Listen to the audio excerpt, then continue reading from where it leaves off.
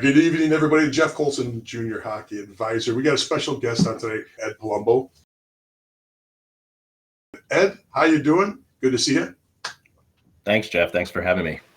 Ed, tell me a little bit about your past. Yeah, so my career is a little bit different than most would think. I never played at a high level. I always knew I just wanted to work in sports. I went to Temple University in Philadelphia for sports management. I took a course, a certification course in scouting with sports management worldwide, run by the current Peterborough Pete's GM, and I believe recently promoted to president, Mike Oak, who is still leading the sports management worldwide class and certification course. And I was able to use that time to network and learn more about scouting. And once I got my certification, I was hired pretty quickly to work for some teams in the NA3HL. The team that I worked for the longest amount of time as a scout was the Sugar Land Imperials down in Houston, Texas. But they were associated with the Corpus Christi Ice Rays. I think in the 2.5 or 3 years I was with Sugar Land / Corpus Christi, I want to say about 28 to 30 kids were sent down to their camps, and about 11 or 12 over that time made one of the two teams. I left the scouting for a little while. The video analysis company Instat was actually hiring in Philadelphia, opening their first office here. And I took a job, and I reconnected with a lot of the people, a lot of the scouts and some of the GMs and coaches that I had met a few years earlier when I was scouting. And it led to me leading the charge in North America, along with a couple of other guys on our staff who really built Instat up from having, like, I think 11 NCAA clients in North America and maybe 10 or so NHL clients to having basically every important team and organization in North America. It was a fun time. And then Elite Prospects came calling and said they were opening up a sales department and wanted to get into live events. So I decided to make the jump over. For those that don't know, Instat did take over the market for a good run. It became the de facto tool, and it became a game changer. What Instat was doing at the time was revolutionary. But we're here to talk EP. What are your thoughts, and what do you use to try to help people align to get to where they want to go? Or is that even EP's even part of what EP looks at themselves as being able to do? Well, so the premium subscription is important for us as a company, but also for parents and players. I think a lot of people, what Elite Prospects a few years ago, people used to see it as a fan site and just a site to look up players in the NHL, maybe some junior leagues. But now, ever since we started adding youth hockey players to the database, we started to realize there's a market here for servicing those age groups, the 13, 14, 15-year-old kids looking to get to the next level. And we launched a few years ago a feature, sort of a premium service called EP Verified.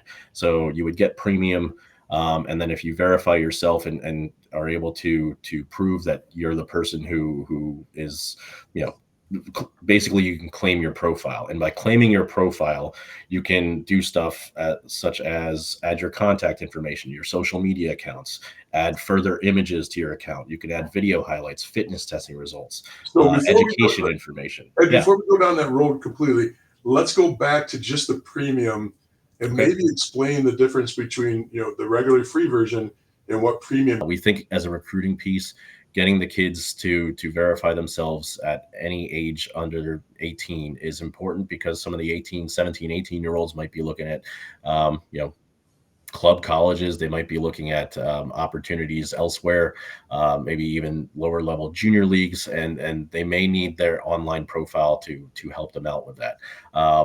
Elite Prospects, our recent motto is we want to be the gateway to hockey, and by launching a product like Verified a few years ago and building it out to what we're attempting to build it out to be, should back up that motto as the gateway to hockey. We want players to use EP every day if possible. We do rely on a wide variety of volunteers from all over the world to collect score sheets, to just provide data from different websites. We we want to make sure that the stats we have are correct. And sometimes if they aren't correct, it's not really, I won't say it's not our fault, but sometimes it's because another source was incorrect.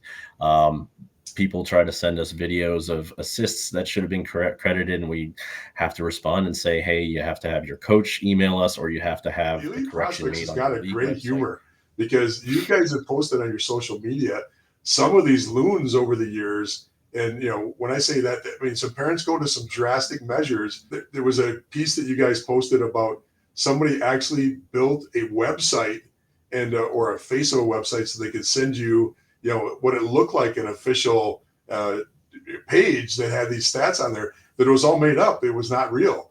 And I thought that was fantastic because, you actually pull it out and show people what, craziness happens. And that's exactly why you have to be very careful with these stats.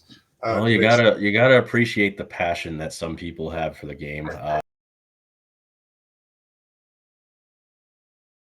The online profile helps. Being able to enhance your profile and even add stuff like video highlights from YouTube or any other source, that would be something that is valued and something that scouts will actually take a look at. There are other ways to promote yourself too, and if the world is going towards the online community and the importance of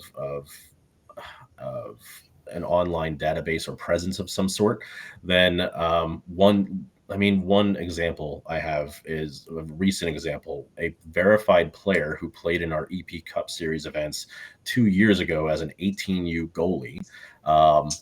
Verified his profile. I think he only had 2 or 3 video highlights up there, a goalie. And an AJHL team reached out to him and invited him to a camp of theirs with 8 other goalies, and he was basically competing for one of their 2 spots on the roster. And he was surprised himself. So was his mom, and he made it up there and made the team.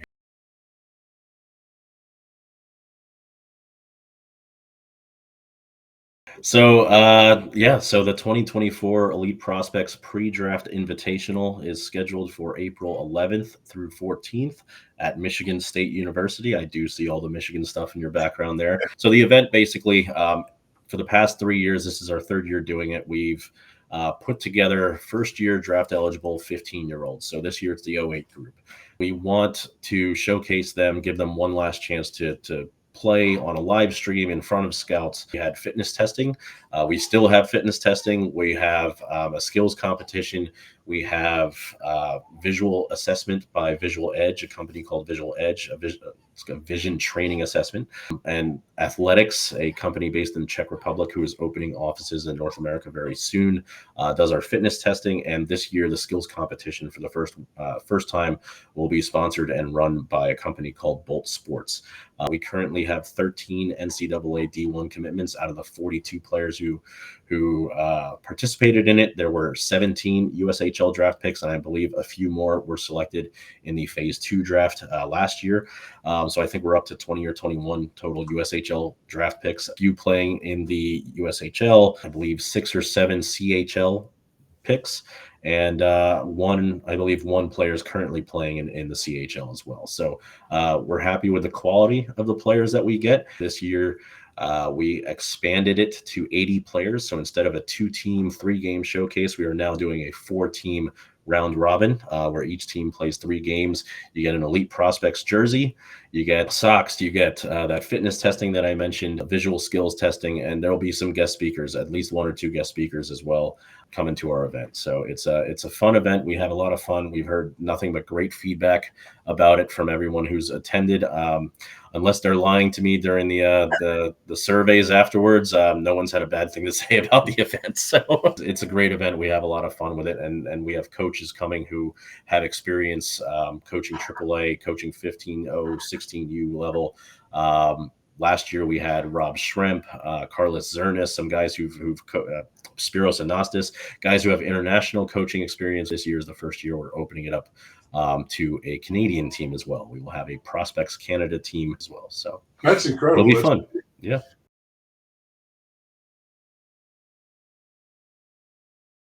So anyone can apply right now. We've received over 250 applications for 80 spots. A lot of goalies, a lot of goalies that have applied. But the 80 spots, like I said, we'll have one Canadian team, three U.S. based teams.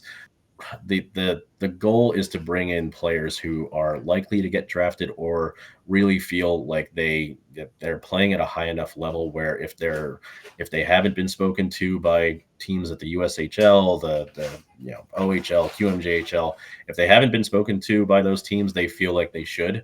And that this might be their last chance to get a look. So we're looking for elite 2008 born players, and our coaches actually, we have weekly meetings and we review the applicants. But the process is easy. You click on the link that you guys are going to post, and you apply. Within a couple of days, our coaches should be able to review that application, and we're still making decisions. I think right now, out of the 80 players, we've only sent acceptance letters to about 45, 50 of them.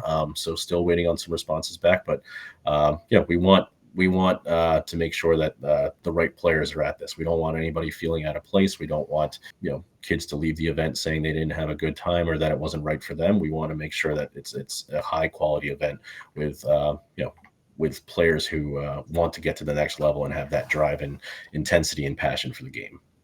Ed, I want to thank you so much for coming on. This has been a whirlwind of information. Well, thank you for having me, and looking forward to more conversations just like this.